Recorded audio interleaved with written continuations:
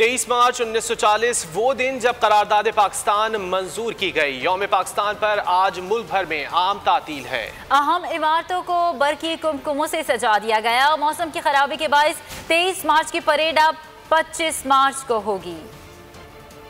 यौम पाकिस्तान आज मिली जोश और जज्बे के साथ मनाया जा रहा है। दिन का आगाज मसाजिद में मुल्क की सलामती खुशहाली के लिए दुआओं से किया गया। पहले तो आप ये बताइए कि 23 मार्च के हवाले से क्या कहेंगे, आप क्या पैगाम देना चाहेंगे?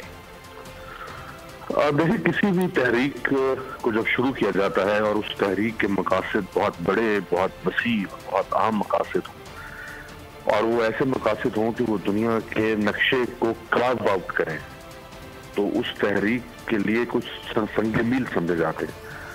तो हमारी जो तहरीक थी उसमें 23 मार्च 1940 जो है वो एक संगे मील की हैसियत रखता है।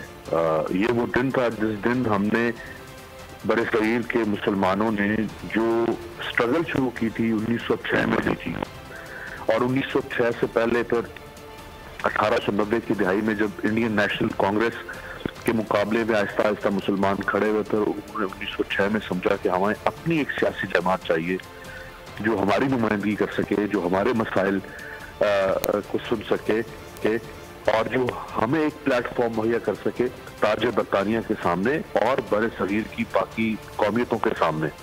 तो ये 1906 से जो सफर शुरू हुआ उसके अंदर फिर कई लोग शामिल होते गए और उसमें फिर अल्लामा इकबाल जैसा मुफक्किर भी शामिल है, उसमें कायद मोहम्मद अली दुनिया का एक अजीम लीडर भी शामिल है, और उसमें मोहम्मद अली जौहर, मौलाना शौकत अली, कई ऐसे नाबगा रोजगार लोग शामिल हुए इस तहरीक में। और ये फिर जाके मुंतज होती है 1940 23 मार्च की तारीख पे, जब बाकायदा तौर पर बड़े सगीर के मुसलमानों ने ये ख्वाब उस शक्ल में देखा कि हमें एक आज़ाद मुल्क चाहिए, एक आज़ाद मुमलिकत चाहिए।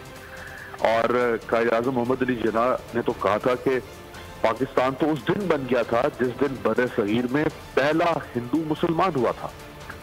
तो ये थी हमारा तशख़्ख़ुस जो इस सोच में तब्दील हुआ कि मुसलमान एक बाकायदा कौमियत है और ये एक ऐसी कौमियत है कि अगर ये बड़ी तादाद में आबाद है तो ये किसी दूसरी कौमियत के ताबे होकर नहीं रह सकते हैं।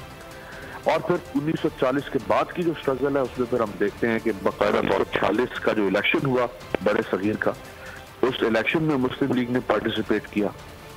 1940 से पहले का जो इलेक्शन था उसमें उस तरह मुस्लिम लीग कामयाब नहीं हो सकी थी, लेकिन 1940 के इलेक्शन ने फिर और आवाज दे दी मुसलमाना ने बड़े सगीर को कि अब हमारे पास अपनी इलेक्टोरल रिप्रेजेंटेशन मौजूद है।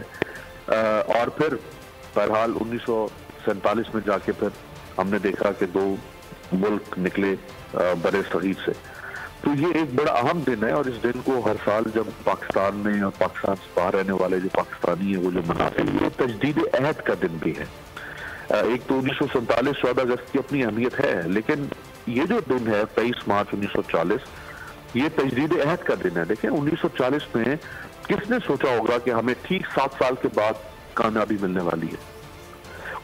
मुसलमानों ने तो एक बुनियाद रखी थी और वो ख्वाब कब शर्मिंदा ताबीर होता, उसको 20 साल लगते, 50 साल लगते, हो सकता है। और है ऐसे मुल्क, आप देखें ना, जिस वक्त कॉलोनियलिज्म खत्म हुआ, नौ आबादियाती दौर खत्म हुआ और बरतानिया ने उन मुल्कों को या उन खित्तों को जो उसके तसल्लुत में थे उनको आहिस्ता आहिस्ता आजाद करना शुरू किया, तो कई मुल्क हैं जो हमारे बाद जाके आजाद हुए। आप देख लें, सोवियत यूनियन 1990 में जाके टूट रहा है। 15 रियासतें रूस के सोवियत यूनियन के तसल्लुत से 1990 में आजाद हुई हैं जाके। फिर 1990 के दुनिया का जो मामला था ये तो 1990 के बाद भी चलता रहा और फिर जाके ये इनको आजादी मिली। और कितना जुल्म और बर्बरियत बर्दाश्त की बोस्निया के मुसलमानों ने कोसोवो के से। तो ये किसने सोचा था कि 7 साल में हमें ये कामयाबी मिल जाएगी। तो ये एक बहुत अहम दिन है इस मुनासबत से और हमारे आने वाली नस्लों को हमें इस पैगाम को पहुंचाना है। और जाहिर बात है मीडिया हमेशा की तरह हर साल इस दिन का जो मैसेज है उसको पहुंचाने की कोशिश करता है। लेकिन अमीर, क्या वजह है कि हम अपने बुजुर्गों की कुर्बानियों का सही तौर पर फ़ायदा नहीं उठा सके? अगर बात की जाए, आपने कहा कि दीगर ममालिक जो है पाकिस्तान के बाद क़याम में अमल में आए, उसके बावजूद जो है पाकिस्तान जो है उनसे पहले का मारिज़ वजूद में आ चुका है, लेकिन उस तरह जो है वो तरक्की की राह पर गामजन नहीं हो सका अब तक। इसमें सबसे बड़ा जो है वो तो लीडरशिप क्राइसिस रहा है पाकिस्तान में। बहरहाल कौम जो होती है ना, वो तो उस पर एक अपनी स्कॉलरली डिबेट हो सकती है। कुछ लोग समझते हैं कौम है वैसी हुक्मरान है, कुछ लोग कहते हैं नहीं, जैसे हुक्मरान है वैसी कौम है। तो कौम जो है ना, वो तो देखिए मुख्तलिफ तरह के लोग थे। उधर बांग्लादेश अब बन गया, हमारा मशरकी पाकिस्तान था, वहाँ का कल्चर, वहाँ की सकाफत, सिर्फ एक चीज कॉमन थी ना, वो मजहब था। उनकी जबान मुख्तलिफ थी, उनका रहन सहन मुख्तलिफ था, उनके रसूम और रिवाज में बहुत फर्क था। फिर आप इस मगरबी पाकिस्तान में आ जाए तो यहाँ भी कई तरह की कौमियतें आबाद थी, माशी तफरीक भी थी, जागीरदाराना निज़ाम भी था, वडेराना निज़ाम भी था। तो लोगों को तो किसी ने यूनाइट करना था, इनको किसी ने किसी डगर पर चलाना था, किसी ने इनको कोई समत दिखानी थी। जैसे वो समत 23 मार्च 1940 में लोगों ने दिखाई थी, तो वो 7 साल में एक आजाद मुल्क बन गया। तो 1947 के बाद कोई एक भी बदबख्त ऐसा नहीं आया कि जो उसको ऐसी समत दिखा सकता कि हम 7 साल में नहीं तो कम से कम 70 साल में कोई। अच्छा अमीर अब्बास, जैसे कि आपने कहा कि 7 साल में कामयाबी मिली, उस वक्त की स्ट्रगल की भी बात की आपने। अब दौर मुख्तलिफ है, अब सियासी कायदीन या रहनुमा सिर्फ पैगामात देते हैं इस मौके पर, तो उस वक्त की स्ट्रगल को, इस वक्त की स्ट्रगल को आप किस तरह डिफ्रेंशिएट करेंगे?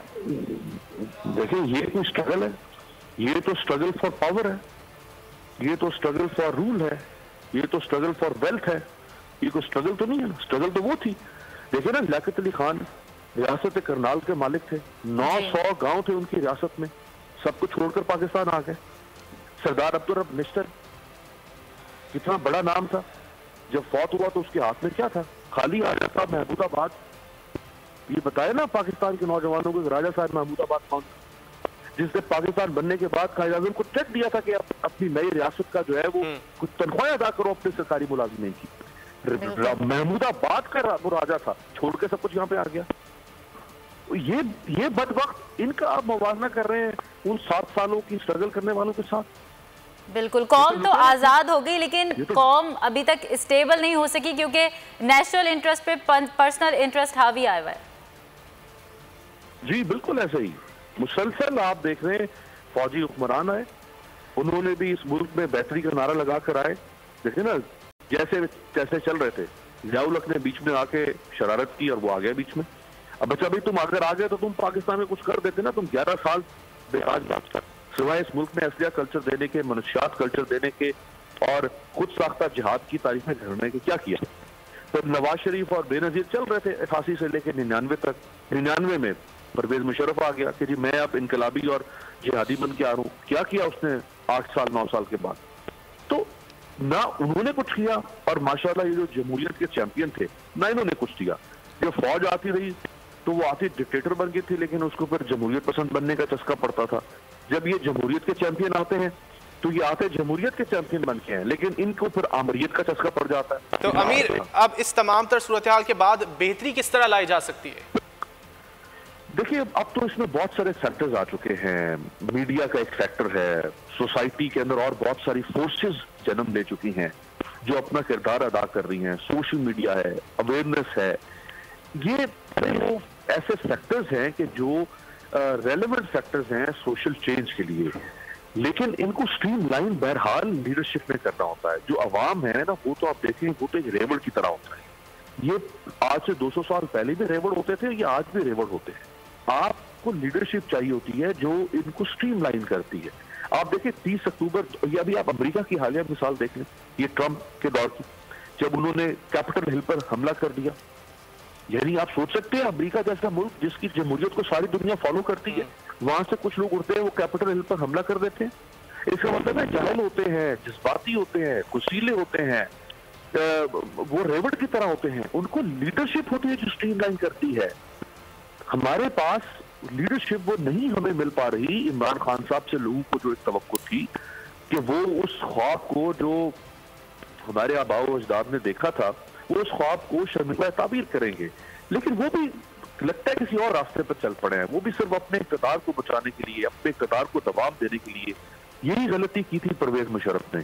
परवेज मुशर्रफ ने कॉम्प्रोमाइज करना शुरू कर दिया हर आने वाले दिन पर, और उसकी ख्वाहिश कल का सूरज जो है वो उसमें कैसे तुलू कर रहा है अपने इक़्तिदार का। और ये जो ब्रॉडशीट वाले सारे स्कैंडल अब निकल कर आ रहे हैं, ये इसी बात की अलामत है कि परवेज मुशर्रफ ने अपने इक़्तिदार को बचाने के लिए इन लोगों के साथ कॉम्प्रोमाइज किए। जब आप कॉम्प्रोमाइज करने लग जाते हैं, दुरुस्त सिम का तयन करना होगा और फिर उस जानिब गामजन होना होगा। बहुत शुक्रिया अमीर अब्बास, आपने सवाल से वक्त दिया। अपनी आवाज़ से जज्बा हुब्बुल वतनी को उभारने वाले फ़न गायकी से वाबस्ता अफराद भी यौम पाकिस्तान पर खुश दिखाई दे रहे हैं। इस वक्त हमारे नुमाइंदे मुइन ज़ुबैर लाहौर में नन्ही गुलकारा फ़िज़ा बतूल और उनके भाई के हमरा मौजूद हैं, उनसे जान लेते हैं। मुइन, आज के दिन के मौके पर क्या कहना है इन गुलकारों का? जी बिल्कुल, आज 23 मार्च है और पाकिस्तान की तरक्की में डॉक्टर्स, इंजीनियर्स, तमाम तबकात ने अपना किरदार अदा किया है। और आज के दिन हम जो गायकी से वाबस्ता अफराद हैं उनको भी याद रखना है। आज के दिन हम आए हैं गुलकारा फ़िज़ा बतूल और उनके भाई ज़हाब रिजवी के पास। 23 मार्च की मुनासबत से कोई मिली नगमा सुनेंगे और उसके बाद उनसे बात करेंगे। फ़िज़ा, आज के दिन की मुनासबत से कोई मिली नगमा तैयार किया आपने? जी, मैंने अल्लाह अकबर यानी मैंने और भाई ने तैयार किए, तो आज मैं आपको सुनाऊंगी। चलिए, 23 मार्च का दिन ये पैगाम हमें देता है कि अगर इत्तेहाद का मुजाहिरा किया जाए तो बड़ी से बड़ी जो मंजिल है उसका हुसूल जो है वो आसान हो जाता है। जी बहुत शुक्रिया मुइन ज़ुबैर। और मारूफ गुलकार आरिफ लाहौर के बेटे भी अपनी आवाज़ से जज्बा हुब्बुल वतनी को उभारने वाले फ़न गायकी से वाबस्ता हो गए। अली उमर और आलम लोहार ने यौम पाकिस्तान पर नया मिली नगमा पाकिस्तान दी खैर रिलीज़ कर दिया। आपको बता रहे हैं मारूफ गुलकार आरिफ लोहार के बेटे भी अपनी आवाज़ से जज्बा हुब्बुल वतनी को उभारने वाले फ़न गायकी से वाबस्ता हो गए। बिल्कुल, अली उमर और आलम लोहार ने यौम पाकिस्तान पर नया मिली नगमा पाकिस्तान दी खैर रिलीज़ कर दी। और कुछ खेल की बात करेंगे। पाकिस्तान क्रिकेट टीम की दौरे जनूबी अफ्रीका की तैयारियां हतमी मराहिल में दाखिल हो गई हैं। कौमी खिलाड़ियों का तीसरा कोरोना टेस्ट भी क्लियर हो गया।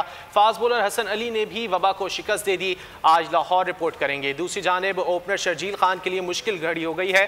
टीम इंतजामिया ने ओपनर को प्लेइंग 11 में शमूलियत यकीनी बनाने के लिए 10 किलो वजन कम करने का टास्क दे दिया। साबिक कप्तान शाहिद आफरीदी ने एक बार फिर पीसीबी के पीएसएल के मुलतवी करने के फैसले की मुखालफत कर दी। कहा लीग को इस तरह मुलतवी करना नहीं चाहिए था। उन्होंने चीफ सेलेक्टर पर भी तनकीद की। कहा क्रिकेट को इतना आसान नहीं बनाना चाहिए। शाहिद आफरीदी शर्जील खान के मामले पर भी बोले। कहा वो शर्जील को सपोर्ट करते हैं लेकिन फिटनेस का मयार सबके लिए बराबर रखना होगा। साबिक कप्तान कराची में निजी तकरीब में मीडिया से गुफ्तगू कर रहे थे। स्वीडन के मशहूर ज़माना फुटबॉलर इब्राहिमोविच क्यों रो पड़े? मैक्सिकन ख़वातीन टेनिस इवेंट का फाइनल किस खिलाड़ी ने जीता? और अर्जेंटाइन के आलमी शोहरत याफ्ता टेनिस प्लेयर जुआन डेल पोर्टो के लिए आज का दिन क्यों अहमियत इख्तियार कर गया है? और गोल कीपर गोल बचाता ही नहीं, गोल करता भी है, और वो भी एक मुनफरिद अंदाज में। यह हैरत अंगेज और खुशगवार इत्तेफाक पुर्तगाल में पेश आया, जहां सेकंड डिवीजन मैच में अपने वक्त से गोलकीपर की लगाई जोरदार किक से हॉल दूसरे हाफ में हरीफ टीम के तमाम खिलाड़ियों को चकमा देते हुए नेट में जा पहुंची। इस कारनामे पर खुशी से निहाल भी रहे।